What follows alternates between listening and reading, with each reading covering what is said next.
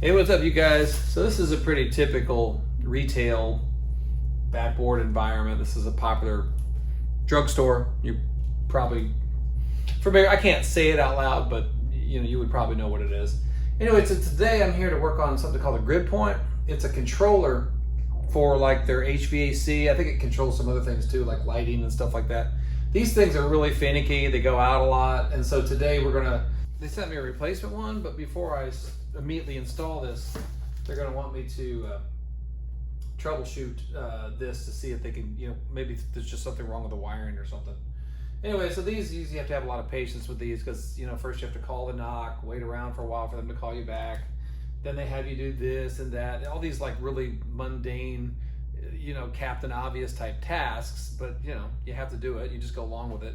And then at some point they'll either determine that, yeah, the unit's bad, we're going to replace it, or that we may find the problem. Anyway, so that's what I'm going to be doing right now. Something they had at the remote support center was this link they sent me for video, and I thought that was super cool. It's the first time I've ever had a support person work with me like that. And the funny thing is that technology's actually been around for a long time. But basically, in the middle of the call, he just said, hey, I'm going to send you a link to your phone on SMS, and when you click it, it'll ask for video.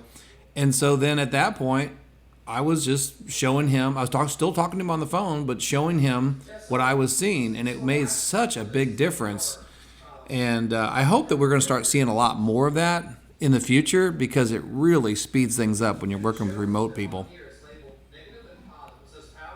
Hey, so a little mid-job update here. So it's going okay. Originally, we spent a lot of time thinking that it was something related to the power, because the old one when I got here was just completely, black and dead, no LEDs.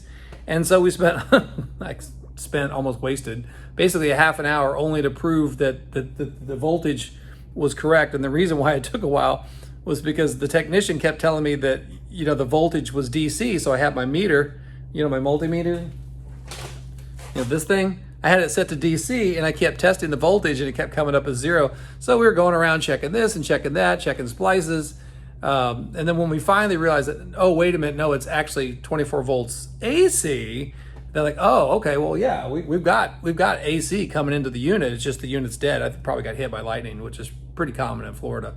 And so then we put the new unit online. But now I'm waiting for them to call me back because they're having some IP connectivity issues.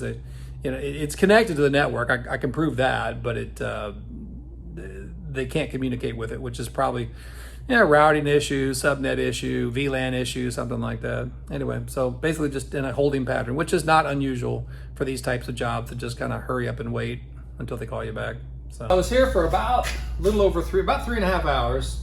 Did it need to take that long? Probably not, but that's just kind of the inefficiency of working in these situations, because you're dealing with, people who are remote.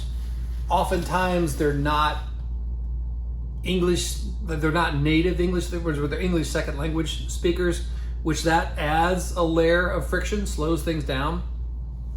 One thing though I have to say was pretty cool was that video thing I captured earlier, where they gave me the link. That's from a Salesforce app, and it was really nice to be able to just hold my camera up and let him see what I was seeing. But anyway, so this unit's all set now. It was a combination of a bad unit, but then there was also some network issues we had to track down, and then he had to bring a third person into the troubleshooting session, and of course that person was also English second language, so that slowed things down a little bit more. Doesn't matter. The moral of the story is that when you do this kind of work, is you have to have patience. You cannot be in a hurry. And one of the traps that people fall into is they try to stack a bunch of tickets in one day. They say, oh, I'm going to do 3 or 4 tickets today. Each one should only take a couple hours. You can have tickets that just all of a sudden blow up on you. Now, a reasonable amount of time, in my opinion, is about 4 hours. If it gets beyond 4, sometimes I feel like I have a right to say, hey, listen, I didn't allocate the whole day for this project. We're coming up against 4, can we reschedule, to continue this? Anyway, but we're about 3.5 hours, so I'm good. Fortunately, I don't have another ticket. I'm gonna go back to the office and do some other client work, remotely from my office. So, all right, well, I hope that was informative. See you next time.